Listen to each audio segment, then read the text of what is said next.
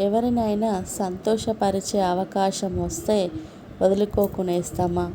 అలా ఒక్క మంచి మిత్రులు మాత్రమే చేయగలరు. వాళ్ళు మాత్రమే ఎవరి మొహం పైన చిరునవ్వును తెప్పించగలరు.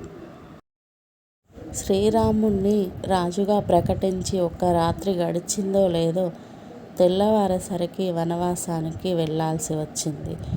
కాలం ఎప్పుడు రంగులు మారుస్తుందో తెలీదు కాబట్టి ఈనాడు మనకున్న హోదా చూసుకొని మిడిసిపడొద్దు. శ్రీరాముడంతటి వాడే తప్పలేదు. కేవలం మనమెంత?